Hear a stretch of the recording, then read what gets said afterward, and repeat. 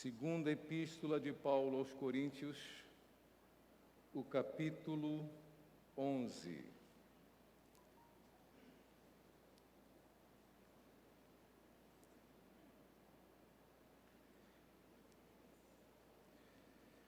Enquanto você procura, eu quero entregar para vocês o abraço de alguém muito especial.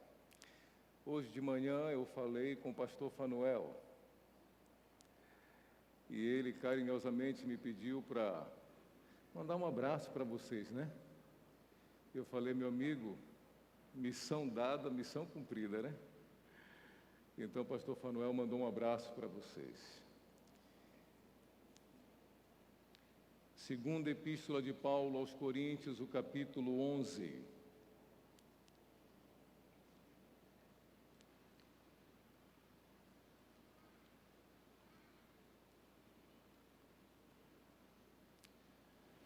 Vamos orar.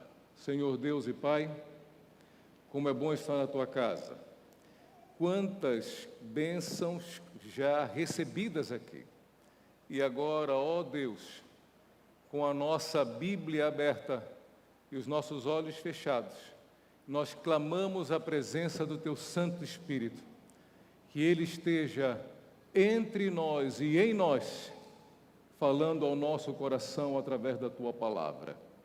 Nós choramos no poderoso nome de Jesus. Amém. 2 Coríntios, o capítulo 11, a partir do versículo 23. E a Bíblia fala o seguinte: são ministros de Cristo, falo como fora de mim, eu ainda mais, em trabalhos muito mais em prisões, em açoites sem medida, em perigos de morte muitas vezes. 5 vezes recebi dos judeus uma quarentena de açoites menos um. Fui 3 vezes fustigado com varas, 1 vez apedrejado. Em naufrágio 3 vezes. 1 noite e 1 dia passei na voragem do mar. Em jornadas, muitas vezes, em perigos de rios, em perigos de salteadores, em perigos entre patrícios, em perigos entre gentios, em perigos na cidade, em perigos no deserto, em perigos no mar e em perigo entre os irmãos, em trabalhos e fadigas, em vigílias muitas vezes, em fome e sede, em jejuns muitas vezes, em frio e nudez. Além das coisas exteriores, há o que pesa sobre mim diariamente, a preocupação com todas as igrejas. Eu não sei você, mas todas as vezes que eu leio esses versos, me vem uma pergunta à mente, a pergunta é: como Paulo conseguiu passar por isso sem desistir? O que levou o apóstolo Paulo a avançar, mesmo passando por isso aqui? Ora, quantas vezes o meu problema é não ter dinheiro para pagar a conta e eu já me desespero?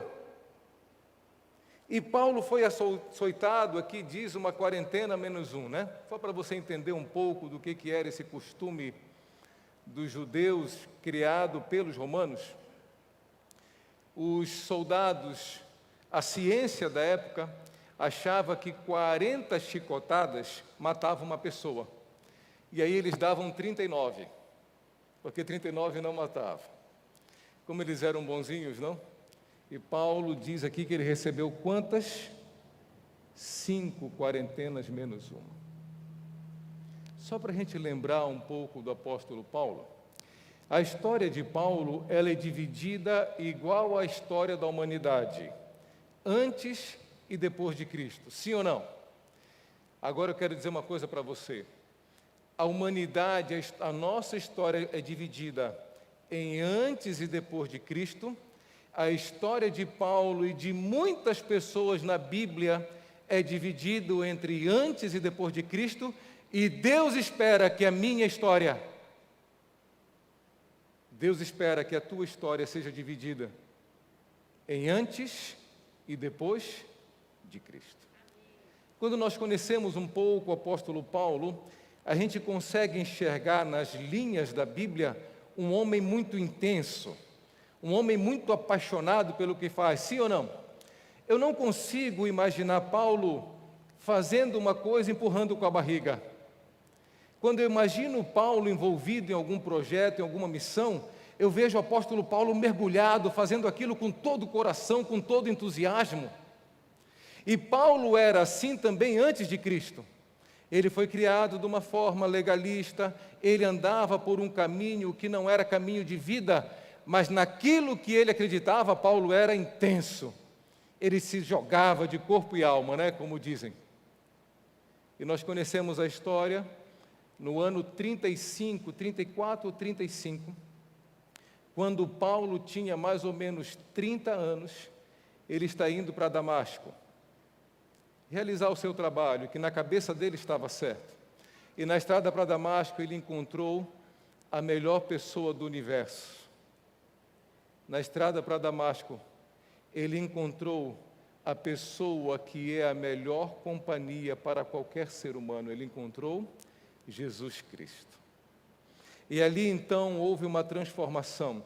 Agora o coração de Paulo é convertido, mas Jesus traz para a missão agora do cristianismo a mesma paixão, a mesma intensidade.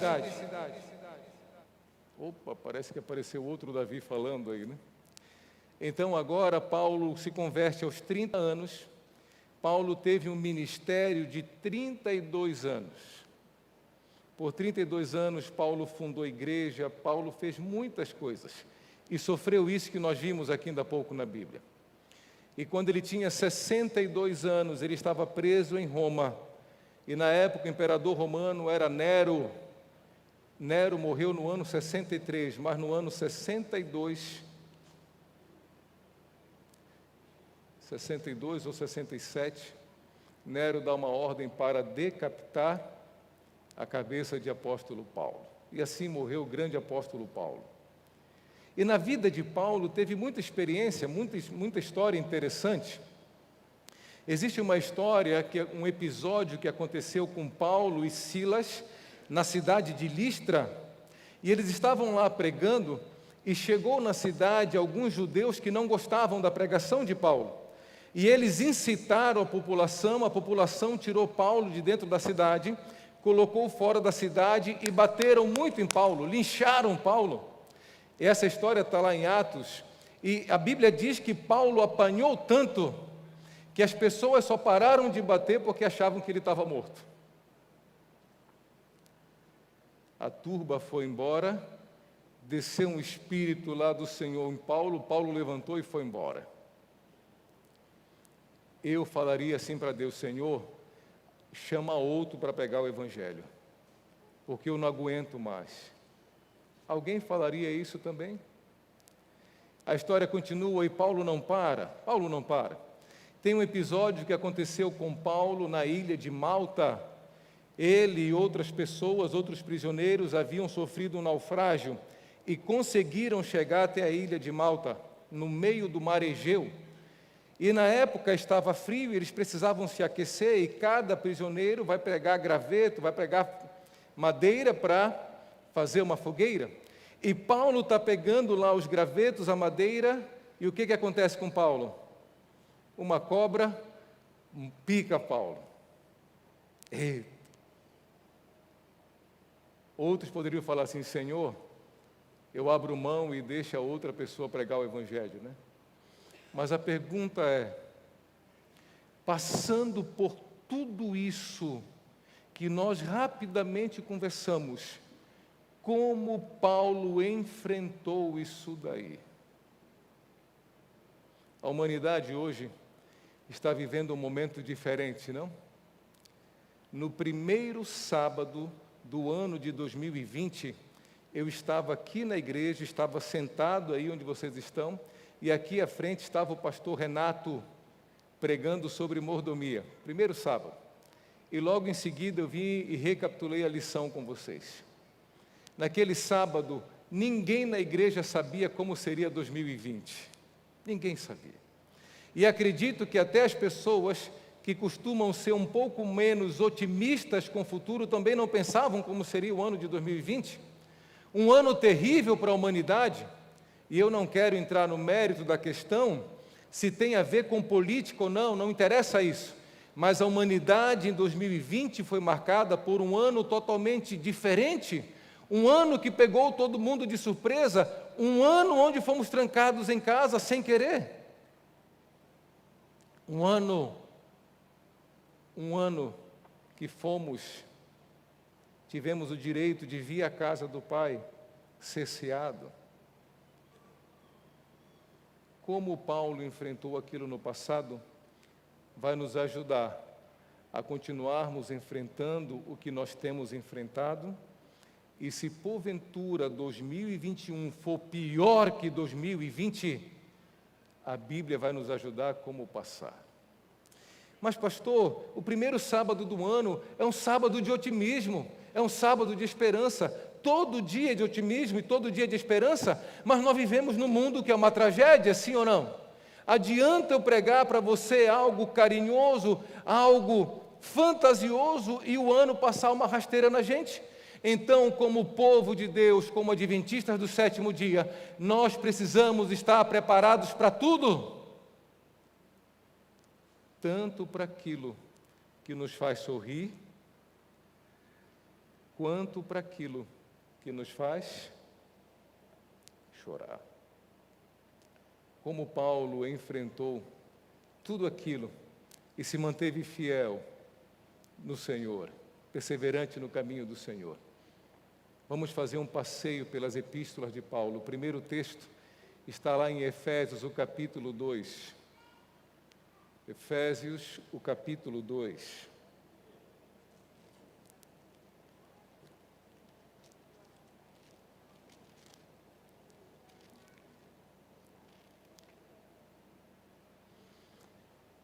Quando você estuda as epístolas de Paulo, que totalizam 13 epístolas, você pode aprender muito a respeito de Paulo. Hoje, nós vamos tirar dos escritos de Paulo 4 lições que vão nos ajudar a responder como Paulo enfrentava as crises no passado e como hoje nós podemos enfrentar toda e qualquer crise.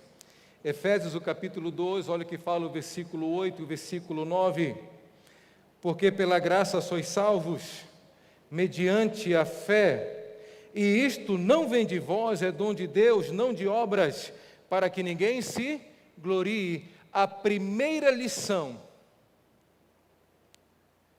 a primeira afirmação de hoje que nós temos que gravar na mente para enfrentar qualquer problema é: eu preciso ter a certeza da salvação em Cristo. Amém? Porque se o crente vive sem a certeza da salvação, qualquer gripe causa desespero. Qualquer problema dá medo de morrer. Então, a primeira lição é: eu preciso ter certeza da salvação em Cristo Jesus. E olha que coisa boa que Paulo traz para a gente aqui nesse tratado de salvação que está em Efésios, o capítulo 2.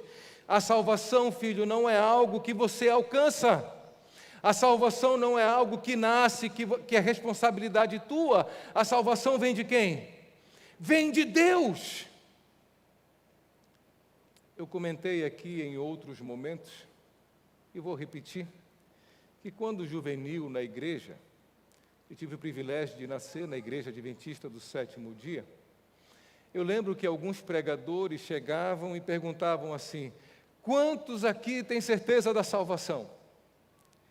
E eu era juvenil, eu não me sentia comprometido em levantar a mão ou não, né? Para mim estava tudo bem, como dizem por aí, eu era café com leite, né? Mas eu olhava para a igreja e via que uns pouquinhos levantavam a mão assim, ó. Outros não levantavam.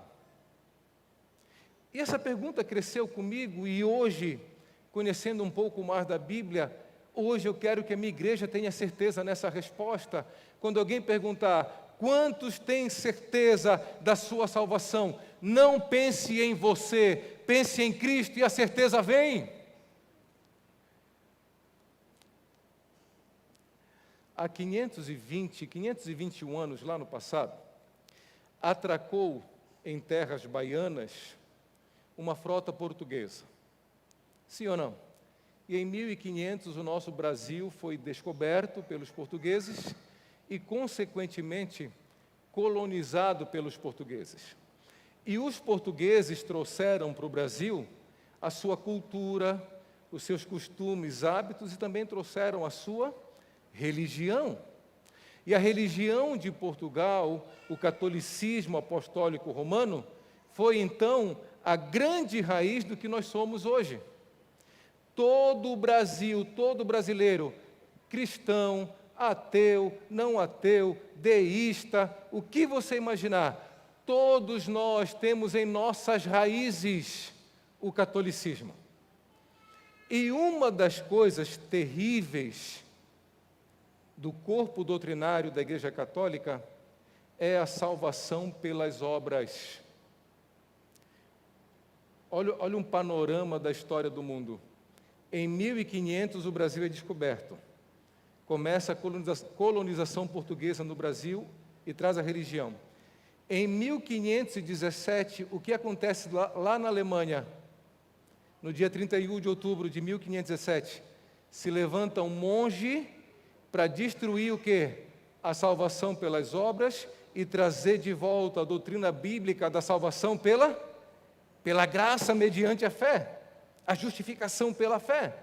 Só que aqui no Brasil, o Brasil está sendo colonizado pela salvação pelas obras, e aí todo mundo que nasce no Brasil associa a salvação a bom comportamento. Se o pastor Davi perguntar quantos têm certeza da salvação, sabe o que vai acontecer no teu cérebro?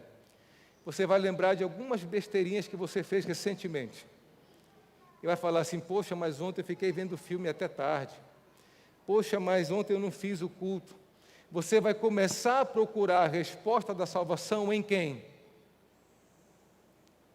E aí, eu vou citar para você uma frase de Martinho Lutero. Quando eu olho para mim mesmo, eu não vejo como me salvar. Quando eu olho para Cristo, eu não vejo como me perder. Certeza da salvação é a salvação que vem do céu. Romanos, o capítulo 8, por favor. Romanos, o capítulo 8, versículo 1. Romanos, o capítulo 8, o versículo 1, ainda sobre certeza da salvação. E a Bíblia fala o seguinte, portanto, agora já nenhuma condenação há para os que estão em Cristo Jesus. Então acompanha comigo aqui, ó. Salvação vem do céu para o ser humano e pela fé nós tomamos posse. A confirmação da salvação, o que é, segundo Paulo em Romanos aí? Está em Cristo Jesus. Observa que o verbo está, ele é um ato contínuo. Estão, não é esteve e não é estará. Quem está em Cristo a cada instante, a cada segundo, quem está em Cristo? Existe uma doutrina aí equivocada que fala assim, ó, uma vez salvo, sempre salvo. Isso está incompleto. Não sei quantos já ouviram. Isso está incompleto. O correto é, uma vez salvo, sempre salvo, enquanto estiver ligado a quem? A Jesus. Se o pastor Davi, amanhã ou depois, abandonar o Senhor Jesus, o pastor Davi estará salvo? Eu vou dar uma ilustração aqui para você, para ficar bem fácil. O meu filho está passando as férias aqui, meu filho e minha filha, eles estão ali. E você que é pai e tem os filhos que moram longe, sabe como é que fica o coração quando eles vêm para as férias, sim ou não? E o meu coração está extremamente rejubilante, sei lá qual é a palavra correta aí. Eu olho para o meu filho e para a minha filha, eu vou dormir até melhor, rapaz. Que bênção que são os filhos, né? Que bênção. Deus olhou para Adão e Eva e falou assim, vou dar um presente para vocês. E começou a dar os filhos, coisa boa. E ontem, depois do pôr do sol, eu sentei com meu filho na sacada do apartamento e começamos a conversar sobre as coisas do céu. E eu falei para o meu filho assim: filho, imagina que eu sou uma criança de 5 anos e vou fazer uma pergunta para você e você precisa me explicar. Eu tenho 5 anos e preciso entender. A pergunta é: pai, o que é salvação? Agora eu estou fazendo para você essa pergunta. Se uma criança de 5 anos perguntar o que é salvação para você, o que é que você vai responder? Na nossa cabeça deve vir assim: salvação foi o pecado lá no início, entrou o orgulho no coração do anjo, ele veio, tentou Adão e Eva, aí Deus encarnou Jesus e veio aqui e morreu na cruz pelo pecado e vai voltar. Correto? Essa dinâmica está certa, sim ou não? Está certa? É bíblica? Uma criança de 5 anos entende?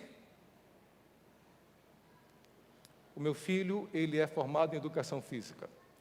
E enquanto ele estava na faculdade, ele fez um estágio lá no IASP de natação. E por muito tempo ele ensinou crianças pequenas a nadar. E trabalhou também com idosos. E eu vou responder para vocês o que é salvação, baseado nessa experiência do meu filho. Você tem 5 anos, não sabe nadar, e é jogado numa piscina com 1,80 m de profundidade. O que vai acontecer com você? Você vai se afogar. Mas ao seu lado aparece o professor de natação e te segura e te suspende. O que ele fez contigo? Ele te salvou. A humanidade estava mergulhada na piscina, na lama do pecado. Deus veio e salvou a humanidade. Aí a criança não quer ficar no braço do professor. Ela não sabe nadar, mas quer ficar sozinha. O que vai acontecer com ela? Ela vai estar salva enquanto estiver sendo segura por quem? Pelo professor. Pela graça sois salvos. Nenhuma condenação há para os que estão em Cristo Jesus. O Senhor me salvou e eu aceito pela fé. Amém? Você aceita? Levanta a mão. Aceitamos pela fé. Então, como é que nós continuamos salvos? Enquanto estivermos segurando a mão de Jesus. Pastor, como é que eu seguro a mão de Jesus? João capítulo 15, rapidinho. Eu esqueci que o relógio aqui do Marco, ali na parede, ele é mais rápido que todos os relógios que existem no mundo, não? João capítulo 15, Evangelho de João capítulo 15. Olha o que fala o versículo 10. Palavras de Jesus: se guardardes os meus mandamentos, permanecereis no meu amor, assim como também eu tenho guardado os mandamentos de meu Pai no seu amor, permaneço. Olha aqui, está aqui a dinâmica, ó. Eu sou salvo pela graça, mediante a fé. Depois disso, para continuar salvo, para me manter salvo, eu preciso estar sempre colado em quem? Em Jesus. E como é que eu fico colado em Jesus? Levando uma vida de obediência simples. Paulo entendia muito bem isso aqui. A primeira lição, para nós entendermos como Paulo passou tudo aquilo lá no passado e se manteve firme em seu propósito, é certeza da salvação em Cristo. Amém? Segunda lição, abre a tua Bíblia, por favor, lá em 1 Coríntios, o capítulo 9. Primeira carta de Paulo aos Coríntios, o capítulo 9. Primeira epístola de Paulo aos Coríntios, o capítulo 9, olha o que fala o versículo 16. Se anuncio o Evangelho, não tenho de que me gloriar, pois sobre mim pesa essa obrigação, porque ai de mim, se não pregar o Evangelho. Paulo era açoitado e não desistia. Paulo era espancado e continuava. Paulo era assaltado. Paulo ficava nu no templo. Paulo passava fome e sede. Mas sobre ele ele nunca deixou se esquecer do seu compromisso com Deus.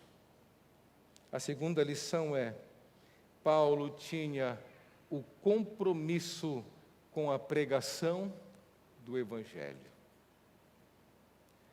Certa vez, Paulo e Silas foram aprisionados. E a Bíblia diz lá em Atos, o capítulo 16, que eles foram aprisionados nas mãos, e na época a prisão era assim, ó. Eles tinham um tronco que cabia ao pé a canela da pessoa, então, num tronco só, dava vários presos. Um queria correr, não podia, porque tinha um bocado de gente no tronco com ele. E as algemas da mão eram assim, ó. Uma algema ficava num soldado e a outra algema ficava em outro preso. Era realmente complicado fugir. E Paulo e Silas foram presos. Abre a Bíblia em Atos 16, porque é muito bonito esse verso. Atos, o capítulo 16.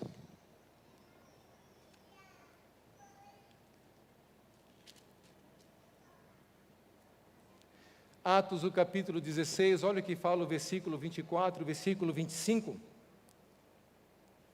Este, recebendo tal ordem, levou-os para o cárcere interior e lhes prendeu os pés no tronco. Por volta da meia-noite, Paulo e Silas, o que eles estavam fazendo, minha igreja?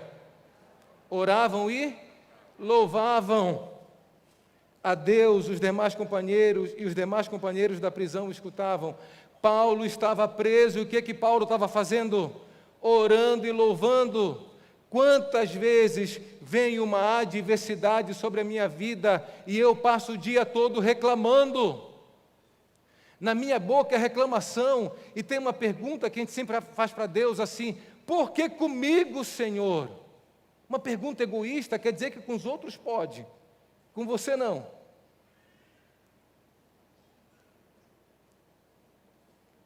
Um homem que teve a vida toda centralizada na pregação do Evangelho, ministério, 32 anos.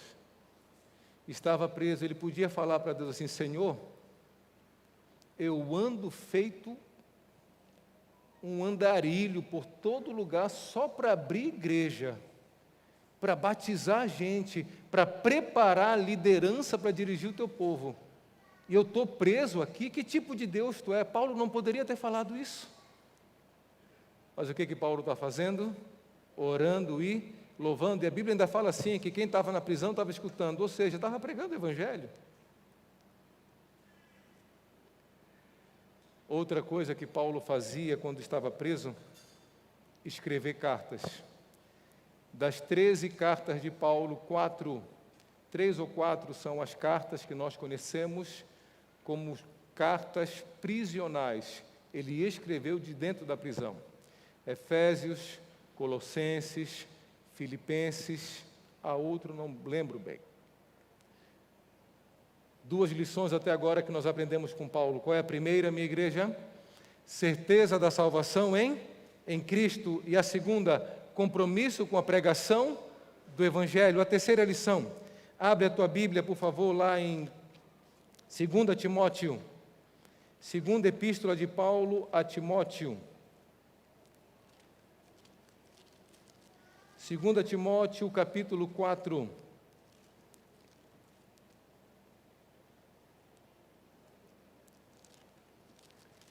Segunda epístola de Paulo a Timóteo, o capítulo 4. E olha o que fala o texto que vai do versículo 6 ao versículo 7. Você conhece bem. Quanto a mim, estou sendo já oferecido por libação, e o tempo da minha partida é chegado. Combati o bom combate, guardei a carreira e guardei a fé. Já agora a coroa da justiça me está guardada, a qual o Senhor, reto juiz, me dará naquele dia, e não somente a mim, mas a todos quanto amam a sua vinda. Amém? Eu destaco o pedaço final do versículo 6. E o tempo da minha partida é chegado. Paulo sabia que a vida aqui na terra, ela é o quê? Curta, passageira, ela é breve. Irmãos, Muito do desespero que se abateu sobre o povo de Deus nesse ano foi pelo medo de morrer. Qual é o problema para aquele que está no Senhor? Qual é o problema da morte? Paulo, quando ele escreve isso aqui, ele está há alguns dias de ser decapitado. E ele sabia. E o que ele fala? Queridos, eu estou sendo levado por libação, por sacrifício, é chegada a minha hora, mas eu estou tranquilo, eu guardei a carreira, a fé, está tudo certo entre mim e Deus. Vocês estão percebendo de onde Paulo tirou forças para enfrentar tudo o que ele enfrentou no passado? 1 Tessalonicenses, o capítulo 4. 1 Tessalonicenses, voltando aí umas 5 ou 6 páginas na sua Bíblia. 1 Tessalonicenses, o capítulo 4, olha o que fala o versículo 16 e o versículo 17. Porquanto o Senhor mesmo, dada a sua palavra de ordem, ouvida a voz do arcanjo e ressoada a trombeta de Deus, descerá dos céus. E os mortos em Cristo ressuscitarão primeiro, depois nós, os vivos, os que ficarmos, seremos arrebatados juntamente com eles, entre nuvens para o encontro do Senhor nos ares, e assim estaremos para sempre com o Senhor. Paulo confiava na promessa da ressurreição. Paulo sabia que quem morre no Senhor daqui a pouco vai ser ressuscitado. Então, irmãos, qual é o problema da morte para quem está no Senhor? Paulo passou por coisas piores do que nós estamos passando, e Paulo mantinha-se firme no caminho do Senhor, perseverante, e hoje serve de exemplo para a gente. Paulo não temia a morte, sabe por quê? Porque Paulo estava grudado, conectado naquele que uma vez falou assim: eu sou o caminho, a verdade e a... Quem está ligado com Jesus nunca vai temer a morte. Nunca vai temer a morte. Se descansar hoje, o que vai acontecer daqui a pouco? O maior evento de todo o universo, a volta de Jesus a essa terra. E quem viveu uma vida ligada em Cristo, mas está descansando lá. A Bíblia chama de bem-aventurado, Apocalipse 14, o versículo 13, bem-aventurado quem dorme no Senhor. O que vai acontecer a esse povo? Eu não sei como, a minha mente é muito pequenina para entender. Eu só sei que vai ouvir a trombeta, vai ouvir a voz do arcanjo Miguel, Jesus, e vai o quê? Ressuscitar, vai subir numa nuvem, encontrar Jesus ali no céu e vai viver por quanto tempo? A eternidade. Paulo conhecia essa doutrina, Paulo acreditava, Paulo temia a morte. A última lição. A primeira lição, certeza da salvação em Cristo. A segunda lição, compromisso com a pregação do Evangelho. A terceira lição, confiança na promessa da ressurreição. Quarta e última lição. Abre a sua Bíblia lá em 2 Coríntios,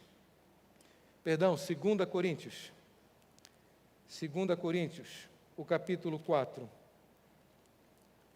Segunda Epístola de Paulo aos Coríntios, o capítulo 4.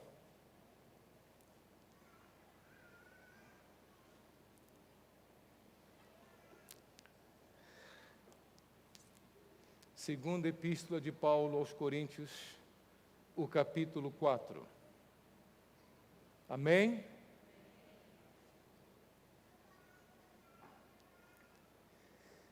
Antes,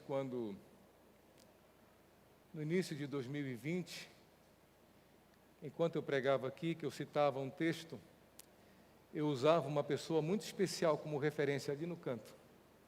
A minha avó, né? Minha avó tinha 96 anos. Então, quando ela estava com a cabeça baixa procurando, eu sabia que eu tinha que esperar. Quando ela levantava a cabeça e olhava para cá, aí eu entendia. Já pode avançar, né? O ano de 2020 foi o ano em que minha avó descansou. Ela não está mais ali, está embaixo da terra. E nem interessa como está o corpo dela agora. Não interessa, passou. O que interessa é que daqui a pouco, quando o arcanjo ressoar a trombeta, a minha avó e muitas outras pessoas vão ressuscitar. E a imagem daquela senhora de 96 anos ali, curvada pelo tempo de vida, eu nunca mais vou ter, porque quando ela ressuscitar, ela vai ressuscitar, como dizem por aí, uma gatona, né? Não mais velhinha, a pele transformada, que coisa maravilhosa. O que nós precisamos mais para termos alegria e segurança no viver? O que nós precisamos mais? A última lição que nós vamos tirar hoje de Paulo, da Bíblia, a respeito da vida de Paulo, 2 Coríntios, o capítulo 4, a partir do versículo 16. Por isso, não desanimamos, pelo contrário, mesmo que nosso homem exterior se corrompa, morra, adoeça, contudo, nosso homem interior, nosso espírito, se renova de dia em dia. Olha só o versículo 17. Porque a nossa leve e momentânea tribulação, olha para mim, o indivíduo apanhou, o indivíduo foi espancado, quase morreu afogado, foi picado por cobra, ele foi traído por inimigo e foi traído por pessoas que ele amava, passou fome, sede, frio, e ele diz o quê? Leve e momentânea tribulação. Paulo está desprezando o sofrimento? Não. Tudo isso causa sofrimento. A resposta, por que Paulo fala leve e momentânea tribulação? A resposta está aí no texto, continua comigo. Ó. Porque a nossa leve e momentânea tribulação produz para nós eterno peso de glória acima de toda comparação, não atentando nós nas coisas que se veem, mas nas que não se veem. Porque as que se veem são temporais, passageiras, e as que não se veem são eternas. Frio, fome, linchamento, traição, tudo que você imaginar de ruim, Covid, tudo isso, perto daquilo que Deus tem preparado, é o quê? Leve e momentâneo. Nós podemos resumir isso aqui em uma frase: Paulo tinha os pés na terra, mas ele tinha os olhos onde, igreja? Paulo estava aqui, mas ele não era daqui.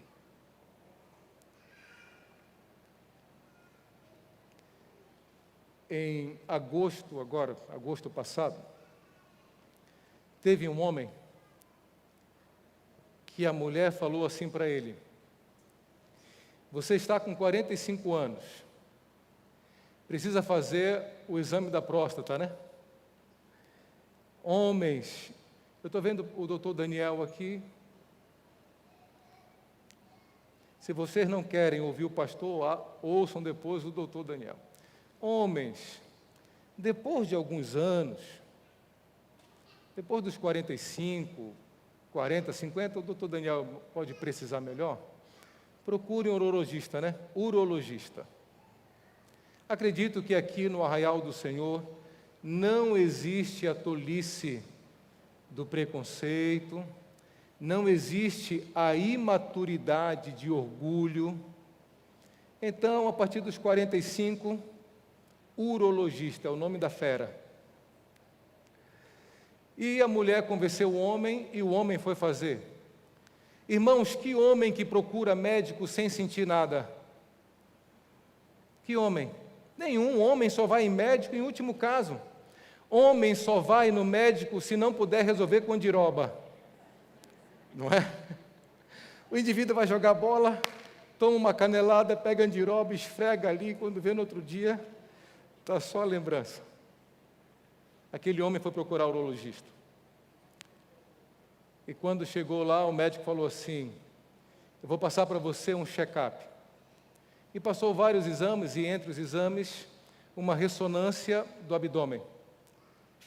E durante a ressonância, esse homem ouviu da médica que tinha um pequeno tumor em cima do rim direito.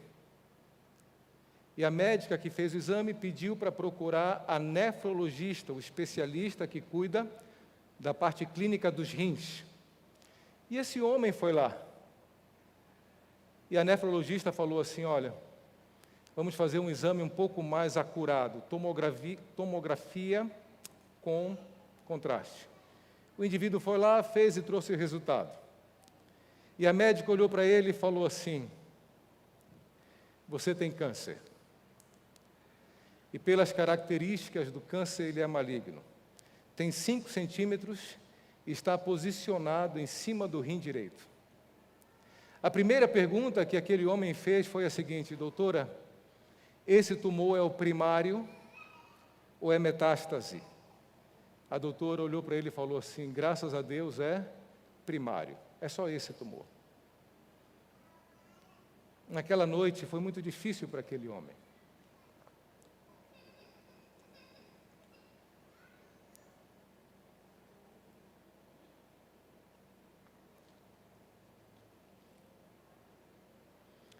Eu não sei aqui quantos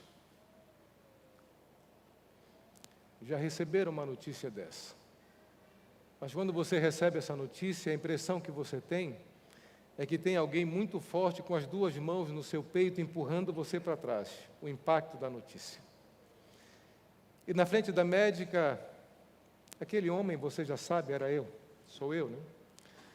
A minha esposa estava comigo e é claro que quando a esposa ouve isso do marido, as lágrimas começam a acontecer. E eu pensava: Senhor, agora eu choro ou me mantenho firme, né? E nós fomos para casa naquele dia. Cheguei em casa, a gente se acalmou um pouco, eu liguei para minha mãe, procurei ser o mais carinhoso possível na notícia e tal, e conversamos alguma coisa em casa. A minha esposa foi dormir, eu não conseguia dormir. E aí eu estava sem sono, fui para o meu escritório. Cheguei no meu escritório, peguei a minha Bíblia, e antes de abrir a Bíblia eu comecei a orar. E a minha oração foi igual de todo mundo. A oração de pastor não tem nenhum elemento que é melhor que a dos outros, não. É igual de todo mundo. É uma oração de clamor, de súplica, de interrogação. E eu comecei a minha oração falando assim: Senhor, por quê? Eu tenho 45 anos, eu não sinto nada. Nada. Como é que isso surgiu aí? Eu passei alguns minutos ali orando com o Senhor e no meio da oração, eu fui convidado a abrir a Bíblia. E eu abri a Bíblia e fui conduzido até o texto inicial do sermão de hoje. Paulo dizendo tudo o que ele tinha passado.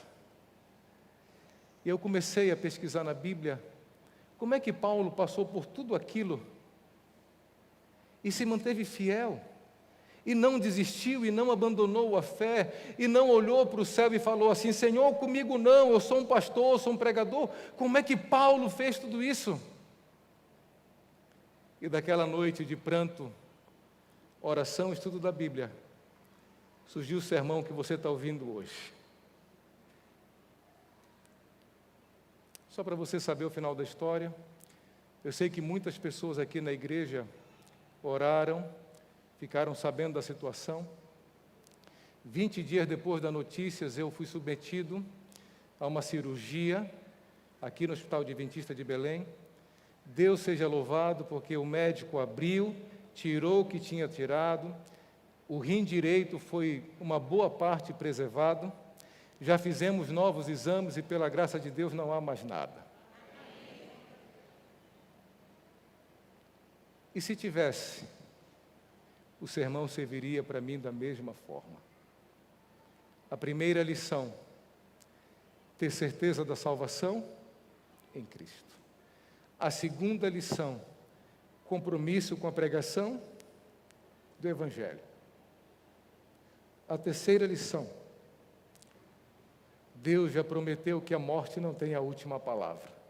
A última palavra é da vida, é de Jesus. E a quarta lição, viver com os pés na terra e os olhos no céu.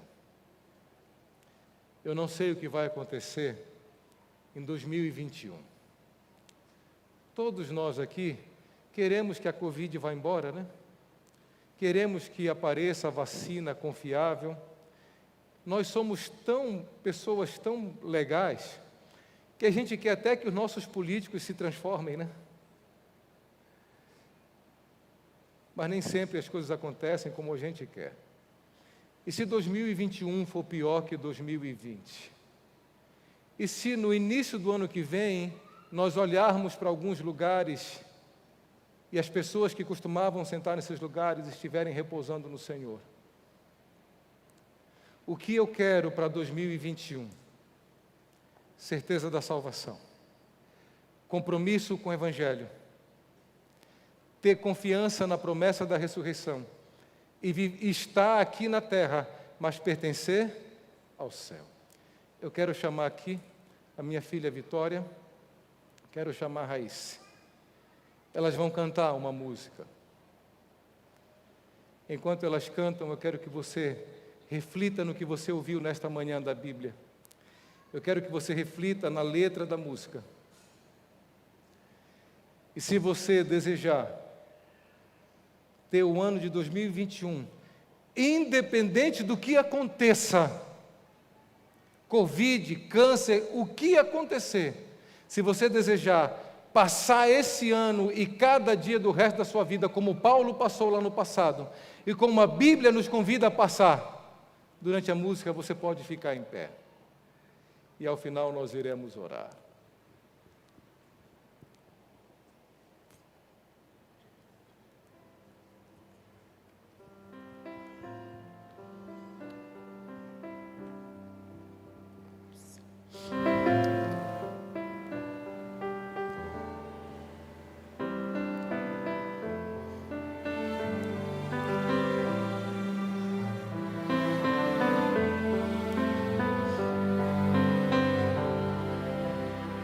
Eterna luz irá brilhar, iluminando nosso lar, e cada irá sentir um manancial deste lugar.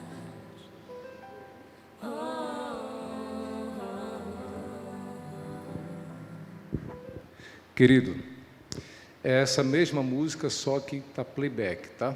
Tem aí no mesmo lugar onde você achou. Por favor.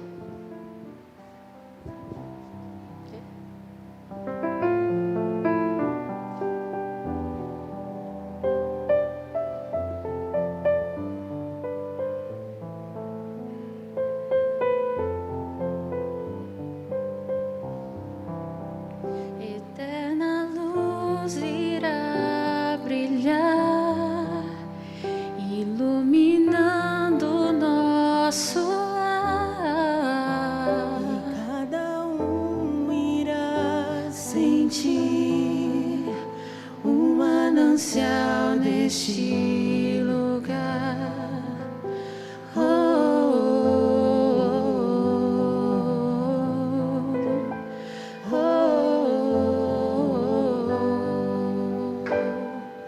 Se eu espero um outro lugar, outro viver,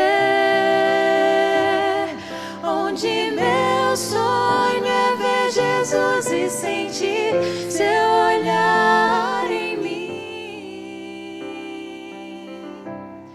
Meu coração espera, minha alma anseia, mal posso ver esse dia chegar, doce dia, quando eu estarei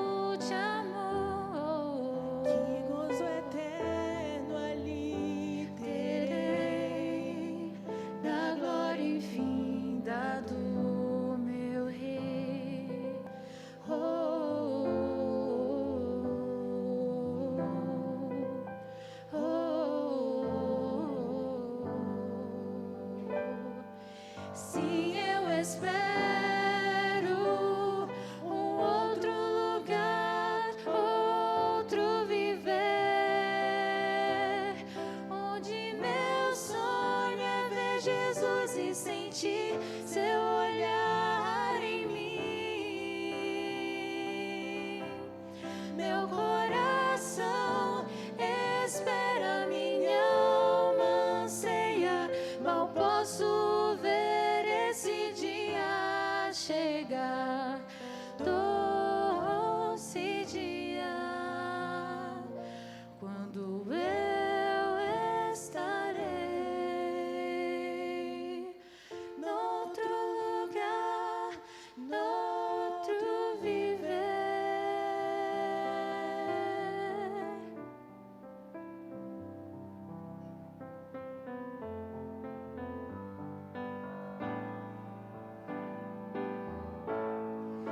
Se eu espero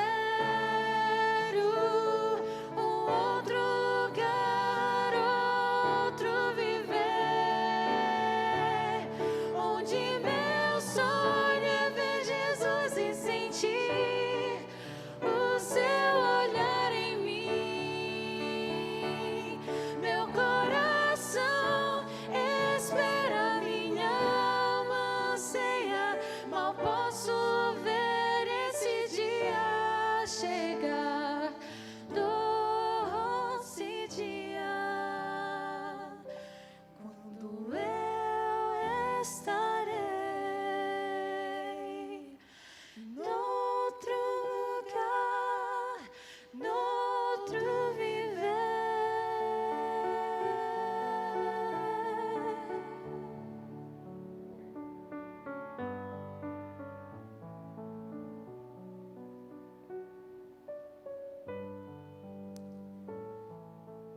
Vamos orar? Senhor Deus e Pai, nós estamos exatamente no primeiro sábado do novo ano. E nós não temos a mínima ideia, Senhor, do que vai acontecer em 2021. Estamos no meio de uma experiência muito surpreendente para a humanidade. O ano de 2020 trouxe muitas coisas em que não imaginávamos, não tínhamos ideia. Então, estamos na expectativa de 2021, mas, Senhor, hoje aqui na Tua casa, pela Tua santa palavra, nós entendemos que não nos importa como vai ser 2021.